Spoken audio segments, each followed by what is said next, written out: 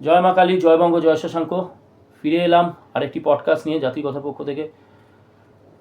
যদিবাবু পরিস্থিতি খুবই নিরাশাজনক। আমি কোনো গৌরচন্দ্রিকায় না গিয়ে বলছি, বাংলাদেশের রংপুরে বীভৎস ঘটনা ঘটে গেল।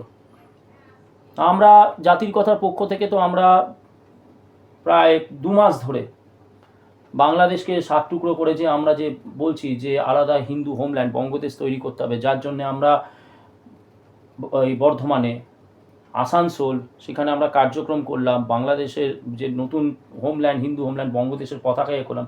যাদবপুর ইউনিভার্সিটি সেমিনারেও আপনারা দেখেছেন আমরা করেছি। কলেজ স্কোয়ার চত্বরে আমরা পুরো পোস্টারিং করেছি। ক্যালকাটা ইউনিভার্সিটিতে পোস্টারিং করা হয়েছে বাইরে। তারপরেও মানুষের মধ্যে কোনো হেলদোল নেই। আমরা যে বারবার করে বলছি যে বাংলাদেশে হিন্দুর কোনো ভবিষ্যৎ নেই, এটা তো প্রমাণিত। কেন তারপরে ওই নির্লিপ্ততা? এপার বাংলা ওপার বাংলা, দুই পার।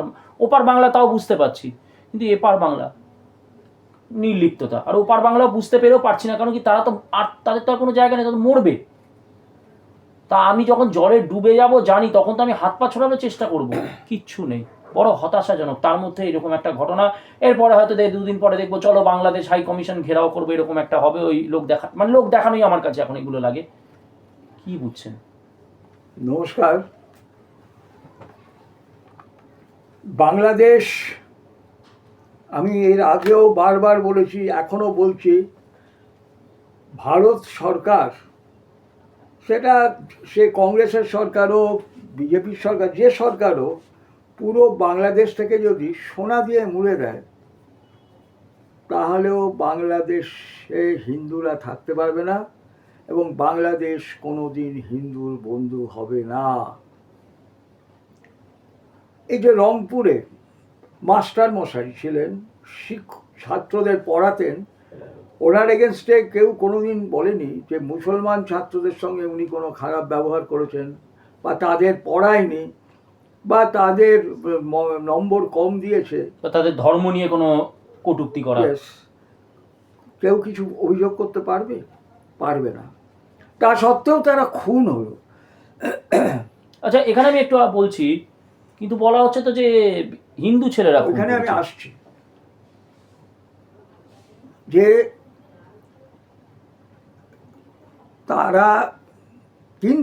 তারা সপরিবারে, তিনি, তার স্ত্রী রিটায়ার করেছেন, তার স্ত্রী, তিনি এবং 2 সন্তান সহ পুরো পরিবারটাকে নিশ্চিহ্ন করে দেয়া হলো। এবং মা এবং মেয়ে দুজনকে ভয়াবহভাবে ধর্ষণ করা হয়েছে। গোপনাঙ্গ মানে কিছু কেমিক্যাল ব্যবহার করে জ্বালিয়ে দেওয়া হয়েছে। তো এই যে এগুলো হলো, আগে কি হতো? আগে হাসিনার আমল পর্যন্ত কিন্তু দেখা যেত যে মুসলমান যারা করেছে তাদেরকে অ্যারেস্ট করা হতো বা হতো, কিন্তু তারেক রহমান যাবে থেকে এসছে, ও তো আবার বড় খিলাড়ি, ও আবার ইংল্যান্ডে কি পড়াশোনা করে এসছে। যে যত শিক্ষিত হবে সে তত বেশি, যদি চাইলে আরও বেশি শয়তান হতে পারবে। সেই আত্মবাক্য অনুযায়ী এখন কি হচ্ছে, পুলিশ কি করেছে, 2 খুব হতদরিদ্র হিন্দু পরিবারের ছেলেকে গ্রেপ্তার করেছে। একেবারে হতদরিদ্র, যারা প্রায় খেতে পায় না। তার কারণটা কি? যে প্রথম হচ্ছে এটা হিন্দুরা করেছে, মুসলমানরা করেনি, কাজেই কেউ বলতে পারবে না যে এটা মুসলমানরা করেছে। আর এর কী বলে, এটা ওই দিক দিয়ে ওদেরকে রিলিফ দেওয়া যাবে মুসলমানদের। আর দ্বিতীয় হচ্ছে এত গরিব, এর বাবা তো বলেছে আমাদের কোর্টে যাওয়ার কোনো ক্ষমতাই নেই, উকিল দেওয়ার কোনো ক্ষমতা, আমাদের খাওয়াই জোটে না। তা যা হবে, আমার তো আর কিছু করার নেই। এবং তাই সেরকম বেছে 2 হিন্দু ছেলের ওপরে দোষ চাপানো হয়েছে এবং তাদের অ্যারেস্ট করেছে। আগামী দিনে কিন্তু কৌশলটা কিন্তু এইভাবেই হবে, এটাই ট্রেন্ড হয়ে যাবে। হ্যাঁ, তারেক রহমানের আমলে যার যেরকম উন্নততর বামফ্রন্টের আমলে বিভিন্ন রকমের নতুন শয়তানি আসতো, বেশি শিক্ষিত আর আমরা তো অশিক্ষিত। আর মমতা ব্যানার্জির 5 বছর অন্তর আরও বেশি করে খুন খারাপি আসতো বিজেপি কর্মীদের, সেরকম এই জিনিসটা কিন্তু এখন ট্রেনটা এই দিকে চলে যাবে। তো তো বাস্তব হচ্ছে, আমি বহুদিন আগে থেকেই বলে আসছি, একটা জিনিস বুঝতে হবে যে আরব ভূমি আগে তারা কিন্তু মূর্তি পূজক ছিল, আর মোহাম্মদ ইসলামের প্রতিষ্ঠা করেছে সেই মূর্তিকে ধ্বংস করে। তিনি নিরীশ্বরবাদী, তিনি এতে বিশ্বাস করেন না। তিনি মূর্তি পূজায়, মানে নিরীশ্বরবাদী বলবো না, মূর্তি পূজায় বিশ্বাস করেন না। মূর্তি হচ্ছে শয়তানের মূর্তি। যেমন এখানে আমি একটুখানি ইতিহাস তুলে ধরছি আপনাকে ইন্টারাপ্ট করে। M.A. খান, যিনি খুন হয়ে গেছিলেন, জিহাদ বলে একটি বই লিখেছিলেন, বিখ্যাত বই, আপনারা চাইলে পড়তে পারেন, M.A. খান জিহাদ। সেখানে বলছেন যে কাবা ছিল হচ্ছে একটা, মানে সমস্ত জায়গার মানে ইয়েরা বিজনেসম্যানরা এসে, এটা একটা মানে রেস্টিং প্লেস ছিল। তো সেইখানে কি ছিল, সেই জন্য কাবাতে বিভিন্ন রকমের মানে ধর্মের যারা মানুষ ছিলেন তাদের ধর্মের দেব দেবীদের সেখানে মূর্তি থাকতো, যাতে তারা এসে ব্যবসায়ীরা রেস্ট নেবে বা সেখানে এসে পুজো করবে। তো সেখানে একটি অদ্ভুতভাবে একটি দেবী ছিল যার নাম ছিল আলমানাত, যে আলমানাতকে খুব সম্ভবত নিয়ে আসা হয় বা চুরি করে যে করেই হোক ভারতে নিয়ে আসা হয় এবং সেটিকে সোমনাথ মন্দিরে লক্ষ্মীশ্রী রূপে প্রতিষ্ঠিত করা হয়। এটা কিন্তু ইতিহাস। M.A. খান বলে যিনি জিহাদ বইটি লিখেছিলেন সেখানে পাবেন আপনারা এটা, আর গুগলেও আপনারা আলমানাথের হিস্ট্রি সোমনাথ টেম্পল এটা সার্চ করলে। তারপরে সোমনাথ টেম্পলকে, মানে সোমনাথ যে মন্দির, তাকে কতবার 17 বার মতন না যাই হোক অনেকবার করেছে, আক্রমণ করেছিলেন। কে করেছিলেন যেন? আমাদের সুলতান মাহমুদ। হ্যাঁ, তো এই যে সোমনাথ মন্দিরকে বারবার করে হামলা করা এবং তার জন্য যে আমাদের এখানকার যে হিন্দু সেনারা প্রাণ দিয়েছে, ওটা কিন্তু শুধুমাত্র সোমনাথ মন্দিরের অতুল ধনরাশি বাঁচানোর জন্য না, টার্গেটটা ছিল যে মোহাম্মদ তারপরে যেটা আপনি বললেন যে উনি ঈশ্বর বা মূর্তি পুজোয় বিশ্বাস করেন না বলে সেখানে সমস্ত দেবদেবীদের মূর্তি ভেঙে দেওয়া হয়। কিন্তু ওনার কাছে খবর ছিল যে একটি মূর্তি, কিন্তু ওই কাবার একটি মূর্তি ভারতে আলমানাত যেটা, সেটাকে লক্ষ্মীশ্রী রূপে পূজা করা হয়। তো সেই জন্যেই সুলতান মাহমুদ গাজনী সেই মোহাম্মদের আদর্শ অনুসারে বারবার করে কিন্তু সোমনাথ মন্দিরকে হামলা করেন এবং তারপরে সেই লক্ষ্মীশ্রী মূর্তিকে ভাঙা হয়। টপিক থেকে একটু কিন্তু এই ইতিহাসটা বলে দিলাম, পড়বেন M.A. খানের জিহাদ। তো এখন ঘটনা হচ্ছে যে পাকিস্তান, পাকিস্তান শব্দের অর্থ মানে পূর্ণস্থান, পূর্ণভূমি, পাকিস্তান। হ্যাঁ, পাকিস্তান। তো সেই পূর্ণভূমি তারা তৈরি করেছিল। আগে তো বাংলাদেশটা তো পাকিস্তানেরই অংশ ছিল। তো সেখানে কারা থাকবে? সেই পাকিস্তানে যারা হচ্ছে ইসলামের অনুসারী, তাহলেই তো সেটা পূর্ণভূমি হবে, দারুল ইসলাম। দারুল ইসলাম। কিন্তু সেখানে যদি যারা মূর্তি পূজক তারা যদি থেকে যায়, তাহলে তো সেখানে শয়তানের অস্তিত্ব থেকে যাচ্ছে এবং শয়তানের মূর্তি থেকে যাচ্ছে। তো থিওরি অনুযায়ী আমি যদি বলি একদিক দিয়ে তারা থিওরি অনুযায়ী তারা কারেক্ট, তাদের থিওরি অনুযায়ী তারা ঠিক কাজই করছে। আচ্ছা, পাকিস্তান তো বুঝলাম ইসলামিক রাষ্ট্র, কিন্তু বাংলাদেশ যেটাকে আমরা পূর্ব পাকিস্তান, সেটা তো তথাকথিত সেকুলার রাষ্ট্র। এখন এইটাই তো হচ্ছে মূল বিষয় যে ওই আমাদের এই যে বাংলাদেশের বঙ্গবন্ধু মুজিবুর রহমান তো আগে এর চালা ছিল, ওই সোহরাবর্দীর চামচা ছিল, গোপাল মুখার্জির কাছে লাথি খেয়ে পালিয়েছিল, বাংলাদেশে চলে গেছিল। তার তো একটা লিডার হবার আকাঙ্ক্ষা ছিল এবং বাংলাদেশে যেহেতু ওই বাঙালিরা কত, এবং যারা যারা ওই সব পাঞ্জাবি এরা উর্দুভাষীরা তারা এদেরকে রেকগনাইজ করতো না, বাংলা ভাষাকে তারা ঘৃণা করতো, দূষিত রক্ত বলতো। তা এই কারণে সেই সুযোগটা নিয়েছিল সেই বঙ্গবন্ধু মুজিবুর রহমান, এবং সেইটা সে দেখেছিল। সত্যি কি বঙ্গবন্ধু? মানে যাই হোক, কথাটা তো বঙ্গবন্ধু, আমি টার্মটা যেহেতু আছে তাই বলছি। আমার যে বঙ্গবন্ধু ওটা অন্য টার্ম, সত্যিকারের বঙ্গবন্ধু ছিল কিনা। বঙ্গবন্ধু মুজিবুর রহমান সেই সুযোগটা নিয়েছিল, সেই সেন্টিমেন্টটা নিয়েছিল যে ওখানে যে বিহারি মুসলমান, মানে উর্দুভাষী মুসলমান বা বাঙালিদের রাজাকার, তারপরে আরও যেসব গ্রুপ ছিল তারা প্রচণ্ড অত্যাচার করতো, নারীদের ওপরে অত্যাচার করতো, ধর্ষণ করতো, সেই সুযোগটা নিয়েছিলেন। এবং যেহেতু তখনও সেখানে প্রায় এত কিছুর পরেও প্রায় 20-22% এরকম হিন্দু থেকে গেছিলো, তাই সেই হিন্দুদের সাহায্যটা তখন এর পক্ষে সম্ভব ছিল না মুজিবুর রহমানের পক্ষে। তাই তিনি ওই সেকুলার রাষ্ট্রের স্বপ্ন দেখিয়েছিলেন এবং হিন্দুরা তার মধ্যে ঢুকেছিল। উনি তো খুন হয়ে গেলেন 75 সালে। তারপরে তো আবার ওই ইসলামিক রাষ্ট্র হিসেবে, কেন কি ওটা তো অরিজিনাল পাকিস্তানেরই অংশ।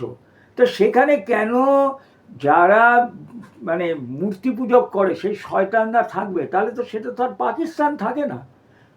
তো তাই পরবর্তীকালে এখন তারা ধীরে ধীরে ধীরে ধীরে পাকিস্তানের দিকে চলে যাচ্ছে। এই জন্যই তো আমরা বলি যে এটা পূর্ব পাকিস্তান মানে পাকিস্তান, বাংলাদেশ বলা হ্যাঁ, বরং বন্ধ আমরা করুন। পাকিস্তান মানে আমি বলছিলাম যে পাকিস্তানের সঙ্গে প্যাক্ট করছে, তারাও ধীরে ধীরে ওই পাকিস্তানে মানে পূর্ণভূমির দিকে চলে যাচ্ছে। তারাও ওই যে মুজিবুর রহমান যে ক্যামোফ্লেজটা রেখেছিল সেটাকে ছুঁড়ে ফেলে দিয়ে তারা তাদের দিকে যাচ্ছে। তারা তো তাদের পূর্ণভূমির লড়াইটা করছে, কাজেই তারা ওইটা করেছে। কিন্তু আমার কথা হচ্ছে যে সেই তারেক রহমানকে আজকে ভারত সরকার কিভাবে তাকে ভারতে এনে একবার সম্বর্ধনা দেওয়া এটাই যায় এটাই তার চেষ্টা করছে। এগুলো বললেই আবার তো আমরা মানে দেশদ্রোহী হয়ে যাব, বিজেপি বিরোধী হয়ে যাব, আবার এই তো মুশকিল এই সমালোচনা করলে। বাংলাদেশ যে ইসলামিক যে ন্যাটো, মানে যে ইসলামিক যেখানে ন্যাটো, যেখানে তুরস্ক, পাকিস্তান, সৌদি আরব এরা রয়েছে, তাদের অংশ হচ্ছে। চীনের সঙ্গে তারা সম্পর্ক বাড়াচ্ছে অর্থনৈতিক কারণে। একদিকে তারা অর্থনৈতিক কারণে এবার ওই চীনের আধুনিক প্লেন বা এইসবের জন্য তারা চীনের সঙ্গে সম্পর্ক রাখছে, এবং চীনও তার স্বার্থে ব্যবহার করছে, কারণ চট্টগ্রাম বন্দর আছে। আর ধর্মীয়ভাবে তারা ওই এর মধ্যে ঢুকছে, ইসলামিক যে হচ্ছে ওই ন্যাটোর মতো জোট হচ্ছে, যাকে ইসলামিক ন্যাটো বলা হচ্ছে, তাতে জয়েন করছে। ওই যে আগে বলেছিলাম, ভারত যদি পুরো বাংলাদেশটাকে মানে পুরো পাকিস্তানকে সোনা দিয়ে মুড়ে দাও, তারা কোনোদিন তারা হতে পারে না। তারেক রহমানকে ডেকে আজকে এখনো পর্যন্ত চিন্ময় কৃষ্ণপ্রভু বোধহয় জামিনও পায়নি। Wastage of money, wastage of time. বরং বাংলাদেশের যে রংপুরে শোনা যাচ্ছে, রংপুর ওইসব সাইডে হিন্দুদের কিছু অ্যাক্টিভিটিস নাকি দেখা যাচ্ছে, জানি না কতটা সত্য। কারণ বাঙালি হিন্দু মানে কোনো এর জন্য বালুচিস্তানের মতন লড়াই করবে, হিন্দুর মধ্যে তো এক তো সেই নেই, তেজ নেই। 2 নম্বর হচ্ছে তার মধ্যে আবার তারা আবার বাঙালি। তো সেটা শোনা যাচ্ছে। যাই হোক, এটাই হচ্ছে একমাত্র রাস্তা, চিকেন লেগটাকে বড় করো, বাংলাদেশের একটা অংশ। আরে আজকে রাশিয়া তো করছে, রাশিয়া তো যেগুলো ইউক্রেনের রুশভাষী অংশ, তাদেরকে তারা বলছে রাশিয়ার অংশ হবে তারা। তাহলে আমরা যে জায়গাগুলোতে এখনো বাঙালি হিন্দুরা বাংলা ভাষায় কথা বলছে, মানে অরিজিনাল বা বিদ্যাসাগরের বাংলা ভাষায়, যেমন বাবা, কাকা, দাদা এসব বলছে, জল বলছে, পুজো করছে, তো তাহলে তারা কেন আলাদা একটা জায়গা পাবে না? রাষ্ট্রপুঞ্জ সনদ অনুযায়ী। হ্যাঁ, এটাই এবং এটাই ভারত সরকারের এই দিকেই করা উচিত, তাতে যা হয় হবে। সব থেকে অদ্ভুত লাগে, আমরা দেখি বিদেশ থেকে অনেকেই আমাদের সাথে যোগাযোগ করে, তারা মানে বাংলাদেশি মানে যারা বিদেশে আছেন, তাদেরকে আমরা পই পই করে বলছি যে আপনারা বিদেশে দূতাবাসগুলোর সামনে, আমরা তো ফ্ল্যাগও দিয়ে দিয়েছি আপনাদেরকে, সেই ফ্ল্যাগগুলো নিয়ে বিদেশে দূতাবাসগুলোর সামনে আন্দোলন শুরু করুন যে বাংলাদেশে থেকে বেরিয়ে আমাদের আলাদা হিন্দু হোমল্যান্ড চাই। এত নির্লিপ্ততা, তারা প্রথমে অনেক কথা বলছে কিন্তু তারপরেই তারা নির্লিপ্ত হয়ে যাচ্ছে। আমরা তো বাংলাদেশের মানে জাতির কথার তরফ থেকে একটা পতাকা তৈরি করে স্বাধীন বঙ্গদেশ, স্বাধীন বঙ্গদেশে আমরা শিয়ালদা স্টেশনে এই নিয়ে ওই পতাকা ওপেন করে আমরা মিটিং করেছি। কলেজ স্কোয়ারের মতো জায়গায়, ক্যালকাটা ইউনিভার্সিটির মধ্যে ঢুকে, না ঢোকা হয়নি, ক্যালকাটা ইউনিভার্সিটির বাইরে পোস্টারিং করা হয়েছে। তো আমরা তো বর্ধমানে গেছি, সুদূর বর্ধমানে, আসানসোলে গেছি, আমাদের কিন্তু কেউ পেছনে 1 পয়সাও অর্থ সাহায্য করে না। যা করি আমাদের শ্রমের মাধ্যমে, মানে সত্যি কথা বলতে আমরাও প্রোলেটারিয়েট, কমিউনিস্টদের ভাষায়, সেই শৃঙ্খল ছাড়া যারা হারাবার কিছু নেই, সেই প্রোলেটারিয়েট হিসেবে শ্রমের মাধ্যমে যে পয়সা রোজগার করি, সেই তারই কিছু অংশ দিয়ে ওই নিজেদের বউ বাচ্চা এটসেট্রাকে তাদের একটু কম তাদের পেছনে ব্যয় করে এই পয়সা দিয়েই তো আমরা এই কাজগুলো করি। আমাদের অনেক সময় শুনতে হয় যে আপনাদের প্রোগ্রামে এত লোক কম কেন, কারণ আমাদের প্রোগ্রামে লোক কম এই কারণেই হয় কারণ আমরা তো ভেড়ার খোঁজে বেরোইনি। আচ্ছা, তো কোথায় বাংলাদেশে আজকে তারা চোখের সামনে দেখছে, আজকে বালুচিস্তানে বালুচিস্তানে তারা বালুচরা কীভাবে কি ভয়ঙ্কর অত্যাচার তাদের ওপরে হয়েছে। তারা আজকে এরা স্বাধীন রাষ্ট্র ঘোষণা করেছে, তারা স্বাধীন রাষ্ট্র হয়েও গেছে। না, এখানে এখনো একটা যে সিএ নিয়ে চলে আসবো, আমরা তো চলে আসবো, এই যে পলায়ন নীতি, চলে আসবো, রক্ত ঝরাবো না, আমরা ভারতে চলে আসবো। আচ্ছা, কোনোদিন যদি ভারতেও যদি এরকম পরিস্থিতি হয়ে যায়, ভারতও যদি ধরুন মানে কোনো কারণে না, বলছি, সে হবে তো, সে তো হবেই। এটা মানে রক্ত না ঝরিয়ে কোনোদিনও কোনো দেশের স্বাধীনতা এসেছে?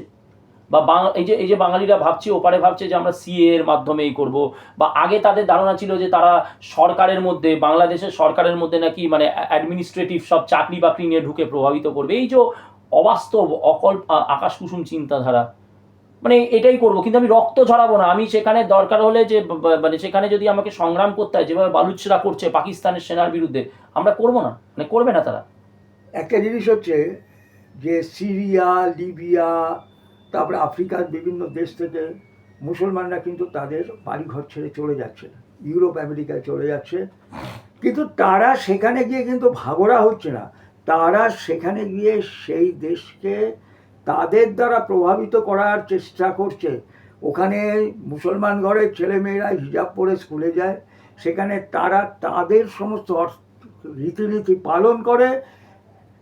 আমেরিকার যে নিউ ইয়র্ক শহর, প্রধান যে সিটি, লাইফ অফ আমেরিকা, তার যে মেয়র মার্দানি, নামটা খুব সম্ভব, মাদানি এরকম কি একটা, সে বারবার সে মেয়র নির্বাচিত হচ্ছে। তাহলে তপনদার কথাই তো ঠিক, যে জমি কারুর বাপের হয় না, জমি হয় দাপের। হ্যাঁ, জমি তো দাপেরই হয়। তাহলে আমরা পৃথিবীর বিভিন্ন দেশ, আজকে ইসরায়েল আজকে সিরিয়া, মানে সিরিয়ার ভেতরে তার প্রোটেকশনের জন্য জায়গা তৈরি করছে, গাজায় সে করেছে, লেবানন হয়েছে, তাহলে আমরা কেন করতে পারবো না? একটু একটু একটু বাংলাদেশের যারা দর্শক আছে তাদেরকে বলুন যে টেবিল টক করে বা সিএ নিয়ে ভারতে আসবো, বা আমার ওখানে আমাদের তো কোনো শক্তি নেই, আমরা কিভাবে লড়বো, এইভাবে কিন্তু আপনারা বাঁচবেন না। আগামী 10 বছরের মধ্যে মানে হিন্দু বলে মানে পূর্ব পাকিস্তানে কিছু থাকবে না।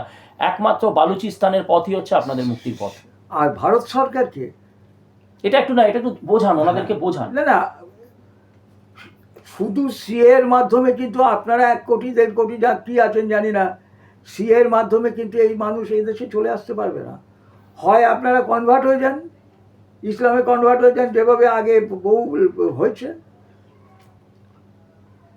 আর তা না হলে লড়াই তো করতে, না হলে লড়াই করতে হবে। এই যে রংপুরে যে মারা গেল, তো কিছুই করেনি, তো তারা, তা সত্ত্বেও তাদের মরতে হলো, আর দোষটা চাপানো হলো দুটো গরিব ঘরের হিন্দুর গায়ে। এই জিনিসটা তো আগামী দিনে এই ট্রেনটাই হবে, যেরকম হাসিনা একটা আইন আনতে চেয়েছিল বাংলাদেশে, যে মেয়েরাও সম্পত্তির অধিকার হবে, মানে হিন্দুদের দেখে। আর কি সুন্দর আইন, সবাই বললো কেন মেয়েরা কেন সম্পত্তির অধিকার থেকে বঞ্চিত হবে।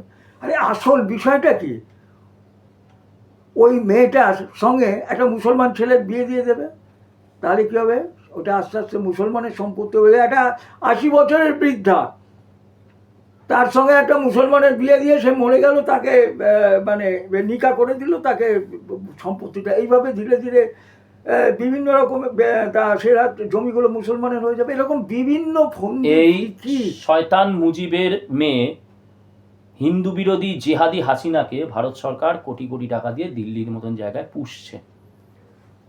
হাসিনা কিন্তু একেবারেই সে পুরোপুরি জেহাদের সঙ্গে আপোষ করেছিল, শুধুমাত্র সে জানতো জেহাদের সঙ্গে আপোষ না করলে আমি গদিটা রাখতে পারবো না। বাংলাদেশের প্রতিটি মানুষকে আমরা আবারও বলছি, আপনাদের বাঁচার পথ হচ্ছে বালুচিস্তানের পথ।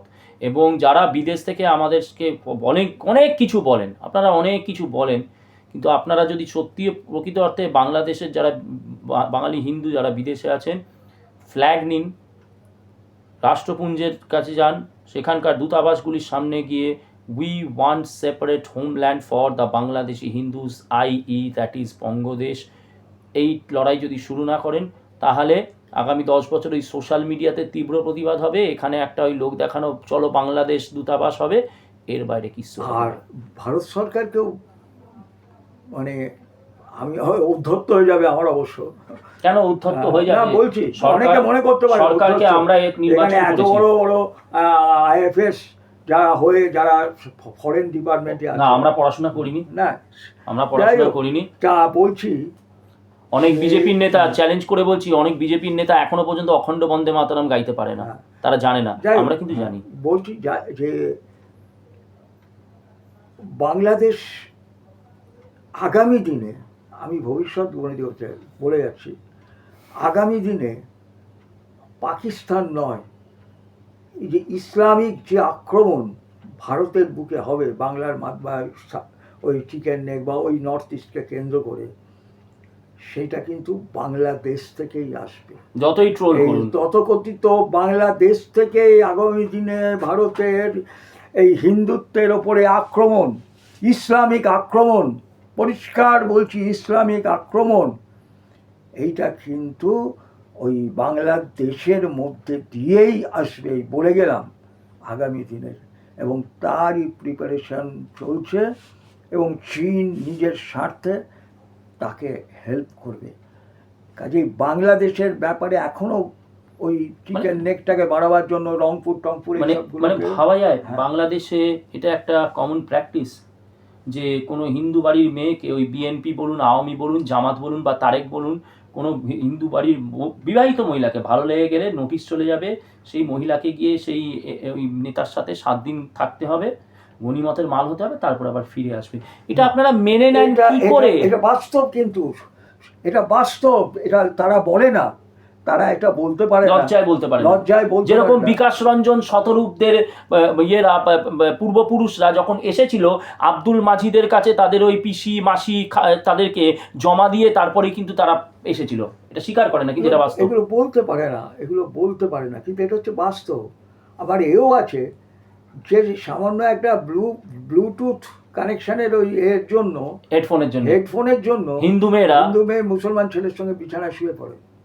খুব খারাপ লাগছে শুনতে, কিন্তু এটা বাস্তব, বাংলাদেশের মানুষের কাছ থেকে আমরা শুনেছি। বাস্তব কোনো সময় মিষ্টি হয় না, বাস্তবটা কিন্তু অত্যন্ত নির্মম এবং কঠোর হয়, এবং এই বাস্তবের থেকে শিক্ষা নিয়েই কিন্তু মানুষ তার আগামী দিনের কর্মপন্থা তৈরি করে। আর যারা এই বাস্তবটাকে অস্বীকার করে ওই উট পাখির মতো চোখ বুজে মনে করে আমাকে তো কেউ দেখতে পাচ্ছে না, তাদের ওপরে কিন্তু সিংহ পেছন থেকে এইভাবেই আক্রমণ। আচ্ছা, 1946, আমি শেষ করব এইটুকু দিয়ে, 1946-এ যে গ্রেট ক্যালকাটা কিলিং, গোপাল মুখার্জি কি সিএএ বা ওই সরকারের অ্যাডমিনিস্ট্রেশনে আইএএস হব, আইপিএস হব, এইভাবে তিনি থামিয়ে বাংলাকে রক্ষা করেছিলেন?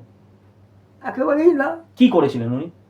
ওই ওনার বিখ্যাত উক্তি 1-এর বদলে 10। তখন তো বাংলাতে মুসলমান 55%, এবং কত প্রতিকূল পরিস্থিতি ছিল তখন। প্রতিটি থানাতে মুসলিম দারোগা, মানে মুসলিম মানে অফিসার, ওসি ইয়েকে রেখে দেওয়া হয়েছে। ব্রিটিশ সরকারও সেখানে, মানে ব্রিটিশের সেনা তারাও ক্যাজুয়াল। তাহলে অত প্রতিকূল পরিস্থিতির বিরুদ্ধে গোপাল মুখার্জি কিভাবে করলেন, কিসের মাধ্যমে করলেন? ওই যে শস্ত্র, তিনি অনেক দিন আগে থেকে বুঝতে পেরেছিলেন যে ওর নাম কি, বাংলার মুখ্যমন্ত্রী ছিল, এই প্রধানমন্ত্রী সোহরাওয়ার্দী এইরকম একটা দিকে যাবে, কারণ মুসলিমরা জিন্নার সাথে তার প্যাক্ট, জিন্নার সে অংশ, কাজেই তিনি প্রস্তুতি নিচ্ছিলেন। তিনি ওই হুইস্কি দিয়ে কালো একান্ত নিগ্রো শব্দটা ব্যবহার হয় না, ওই কালো সৈন্যদের কাছ থেকে তিনি ওই 4-5 পিস্তল আর তার কার্তুজ উনি জোগাড়। তার মানে বলতে চাইছেন রক্ত ঝরিয়ে শস্ত্রের মাধ্যমে কিন্তু ওই প্রতিকূল পরিস্থিতিতে বাংলাকে বাঁচানো গেছিল, তাই তো? অবশ্যই। আচ্ছা, বাংলাদেশে শেষ আমার বাংলাদেশে তো আমাদের কাছে পূজিত রাজেন্দ্রলাল রায়চৌধুরী, তিনি তো জানতেন মৃত্যু আসন্ন, গোলাম সরোবরের অত বড় টিম, তারপরে আমরা যেটা শুনি, না দাদা আমরা কি করব বলুন, কি করব বলেন, আমাদের তো এখানে কিছু নেই, আমাদের আর কে সাথ দিবে যদি মোদি কিছু করে। আচ্ছা, রাজেন্দ্রলাল চৌধুরী তো মৃত্যু আসন্ন জন্য লড়াই করেছিলেন, তাদেরই তো রক্ত এই বাংলাদেশি যারা আছে তাদের মধ্যে, তাহলে মরতে তো আপনাদের এখন এমনিই হচ্ছে। তো এই যে রংপুরের শিক্ষক, তাহলে কি অন্যায় করেছিল, আবার মেরে এক দোষটা হিন্দু দুটো ছেলের ওপরে চাপিয়ে দেওয়া হলো। তা এইরকমভাবে বিভিন্ন ছুটোয় নাতায় তো আপনাকে মরতেই হবে। স্ত্রীর মাধ্যমে কজন আসতে পারবে? আর এসে এখানে তো আপনি আবার ওই সেকুলার, আমাদের ঢাকার রাস্তাটা যা ভালো ছিল না, এখানকার রাস্তাগুলো এত ভালো না। বা বিকাশ রঞ্জনের মতন বলবেন না না না না না না না আমরা ওখান থেকে এমনি চলে এসেছি। যারা ওই পূর্ববঙ্গের মানুষ যারা বলে না যে ওই বাংলা এই আমাদের পদ্মার ইলিশ অমুক তমুক এইসব ঢাকাইয়া পরোটা আরও কী সব বলে, লজ্জা উচিত তাদের মুখ দিয়ে এগুলোকে উচ্চারণ করা উচিত। ওইগুলো নিয়ে আবার গর্ব করে তারা, ঘেন্না লাগে আমার যে এইরকম জাতি আর বোধহয় পৃথিবীতে কেউ নেই। আরে এগুলো তোদের চলে গেছে, ওগুলো তোদের কলঙ্ক তোদের কাছে, সেইগুলো নিয়ে এসে এখানে আবার গাল গল্প করিস, লজ্জা পাওয়া উচিত। আমরা আমাদের পূর্বপুরুষদের তৈরি করা, কষ্ট করে তৈরি করা আমাদের ভিটে মাটি আমরা রাখতে পারিনি, এক ভুল এই চলে এসেছি, হতাশা সেইগুলোকে নিয়ে বড় বড় ফুটানি করি। হতাশাজনক পরিস্থিতি। জাতির কথার পক্ষ থেকে আমরা আমাদের আন্দোলন চালিয়ে যাব, স্বাধীন বঙ্গদেশ যেটা বলেছি আমরা চালিয়ে যাব। আমরা ওই যে বললাম, আপনারা প্রোগ্রামে পরে বলবেন আপনাদের সাথে এত লোক নেই কেন, কারণ আপনারা তো রাস্তায় নামবেন না। আপনারা শুভেন্দু অধিকারী বিজেপি মুখ্যমন্ত্রী হয়ে গেছে, আপনারা তো এখন ওই যেটা বলেছিল দুপুরে ভাত ঘুম দেবেন মাংস ভাত খেয়ে। তো কিন্তু বাংলাদেশের পূর্ব পাকিস্তানে যারা হিন্দু আছেন তাদেরকে বলি, আপনাদের বাঁচার পথ হচ্ছে বালুচিস্তানের পথ। হাতে ত্রিশূল গেরুয়া বেশ, ছিনিয়ে নেব বঙ্গদেশ, আমার মাটি আমার দেশ, বঙ্গদেশ বঙ্গদেশ। এই বলে লড়াইয়ে নামুন, একের বদলা 10-এর মার। আপনারাই বিবেচনা করুন, বাঘের মতন মৃত্যুবরণ করবেন নাকি ভেড়ার মতন। জয় মা কালী, জয় বঙ্গ, জয় শশাঙ্ক। নমস্কার।